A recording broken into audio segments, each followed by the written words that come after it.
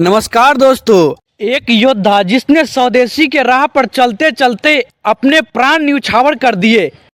राजीव दीक्षित जी, दम है तो राजीव दीक्षित पे वीडियो बनाकर दिखाओ, दम है तो उसकी फिलॉसफी का प्रचार करो, क्योंकि कोई यूट्यूबर हिंदुस्तान का राजीव दीक्षित पे और उनकी फिलॉसफीज पे इन डेप्थ वीडियो नहीं बना रहा है। सबको डर। राजीव भाई दीक्षित को लगातार सुनता था मैं। ये तो राजीव दीक्षित की तरह बोलता है रे। राजीव दीक्षित का नाम लोगे। राजीव दीक्षित जी को किसने मारा? जिनके विरोधी भी जिनके चरित्र के बारे में स्वप्न में भी प्रश्न चिन्ह नहीं लगा सकते, ऐसा उज्जवल और धवल चरित्र राजीव भाई। राजीव दीक्षित जी आप कह सकते हैं कि वो स्वामी विवेकानंद का एक रूप थे।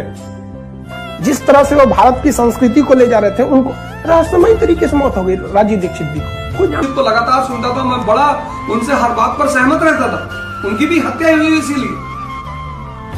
आप लोग किस बेवकूफी में फंसे हैं? क्वालिटी ऑफ लाइफ की बात करिए, क्वालिटी ऑफ प्रोडक्ट बेवकूफी की बातें हैं। राजीव दीक्षित ये वही नाम है जिसे सुनकर मल्टीनेशनल कंपनी कांप उठती थी। उठ के राजीव दीक्षित जी को तो हमको लगता है मल्टीनेशनल कंपनी वालों ने मरवा दिया। राजीव दीक्षित स्वतंत्र भारत के महान लोगों में से एक हैं, जिन्होंने आजादी बचाओ आंदोलन, भारत स्वाभिमान जैसे आंदोलन को अंजाम दिए। राजीव दीक्षित देश में बने सामानों को इस्तेमाल करने के लिए लोगों को प्रेरित करते थे और विदेशी सामानों का बहिष्कार करने के लिए लोगों को प्रोत्साहित करते थे, क्योंकि विदेशी कंपनी हर एक साल करोड़ों रुपए भारत से लूटकर अपने देशों में ले जाते हैं। राजीव दीक्षित जी कोको कोला को टॉयलेट क्लीनर के नाम से पुकारते थे। और अगर पेप्सी कोक पीना है तो सोच कर पियो कि इसमें वही एसिड है जिससे टॉयलेट क्लीनर बनता है, और उतना ही एसिड है जितना टॉयलेट क्लीनर में होता है। मैंने एक बार पेप्सी का पीएच कैलकुलेट किया था, 2.4 है, और फिनाइल का पीएच भी 2.4 है, हार्पिक का पीएच भी 2.4 है। तो एक दिन मैंने सोचा हार्पिक से टॉयलेट साफ होता है तो पेप्सी से भी होना चाहिए। मैंने किया और एकदम झकाझक सफेद से।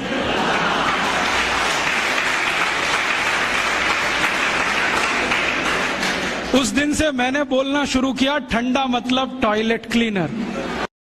राजीव भाई ने यह भी बताया कि किस तरह टूथपेस्ट कंपनी हमारे जान के साथ खिलवाड़ करता है।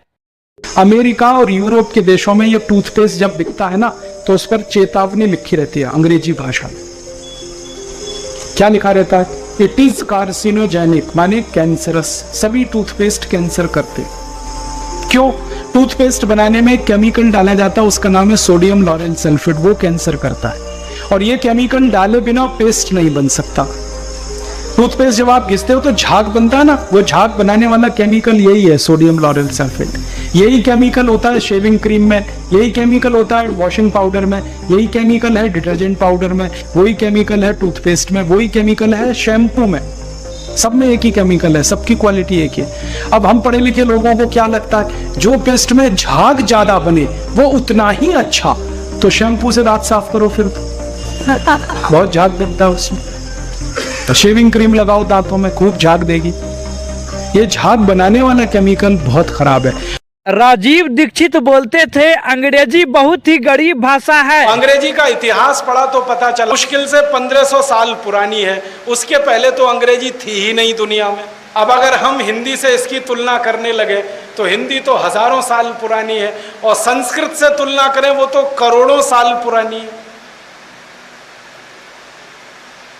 और अंग्रेजी बहुत गरीब भाषा है। गरीबी पता है इनकी क्या है? इनके पास अपने शब्द ही नहीं है। लैटिन में से ले लिए, फ्रेंच से ले लिए, जर्मन से ले लिए, इटालियन से ले लिए, यहाँ से ले लिए, और खिचड़ी बना के तैयार कर दी। अपने शब्द हैं। शब्द इतने कम हैं अंग्रेजी में, चाचा हो, मामा हो, मौसा हो, फूफा हो, मामा का मामा, मौसा का मौसा, फूफा का फूफा। एक ही शब्द है अंकल। चाची हो, मामी हो, मौसी हो, ताई हो, बुआ हो, फूफी हो, फूफी की फूफी हो, एक ही शब्द है आंटी। कितने गरीब है। हमारे पास तो हर एक रिश्ते के लिए एक शब्द है। अंग्रेजी में एक शब्द है SUN, माने सन, माने सूरज। अब किसी भी अंग्रेज माई के लाल को मेरी चुनौती है कि इसका दूसरा शब्द अंग्रेजी में से निकाल के लाए। SUN का पर्यायवाची है ही नहीं, लाएंगे कहां से? अब हम संस्कृत की बात करें, सूर्य एक शब्द है, दिनकर, दिवाकर, रवि, भास्कर, मार्तंड, 84 शब्द हैं हमारे पास संस्कृत में। अंग्रेजी में एक ही है। अंग्रेजी का एक शब्द है वाटर, माने पानी, वो अकेला एक ही है। वो नदी का पानी हो या नाले का, कुएं का हो या तालाब का, सब पानी वाटर है। और यहाँ भारत में हर पानी के लिए अलग शब्द है। बारिश का पानी अलग, समुद्र का पानी अलग, नदी का पानी अलग, तालाब का अलग, सरोवर का अलग, नाले का पानी अलग, कीचड़ का पानी अलग, सब पानी के लिए अलग अलग शब्द है। अंग्रेजी में एक ही है वाटर। बहुत गरीब भाषा है अंग्रेजी। राजीव दीक्षित जी का जन्म 30 नवंबर 1967 को उत्तर प्रदेश के अलीगढ़ जिले के नाह गांव में हुआ था। राजीव दीक्षित अपने पढ़ाई पूरा करने के बाद अपने देश में हो रहे लूटपाट को रोकने के लिए लोगों को जागरूक करना शुरू किए। इसी बीच राजीव दीक्षित जी का मिलन रामदेव बाबा से हुआ और ये दोनों आपस में मिलकर कई माध्यमों से लोगों को जागरूक करना शुरू किए। और राजीव दीक्षित जी के द्वारा बताया हुआ बात तथ्य और सबूतों पर आधारित होता था, जिस कारण से कोई इन्हें गलत साबित नहीं कर पाता था। इसी तरह से राजीव दीक्षित जी का लोकप्रियता बढ़ता चला गया। इसी बीच राजीव दीक्षित भारत स्वाभिमान के प्रचार के लिए 29 नवंबर 2010 को छत्तीसगढ़ के दुर्ग जिले में पहुंचे, जहां बेमेतरा तहसील में 10 बजे से 1 बजे तक कार्यक्रम हुआ। इसके बाद अगला कार्यक्रम 4 बजे से दुर्ग में तय था, जिसके लिए राजीव दीक्षित रवाना हुए। इसी बीच राजीव दीक्षित जी को गाड़ी में बहुत पसीना आने लगा, तो राजीव दीक्षित जी बोले मुझे शौचालय जाना है। तब उन्हें दुर्ग के एक आश्रम में ही ले जाया गया।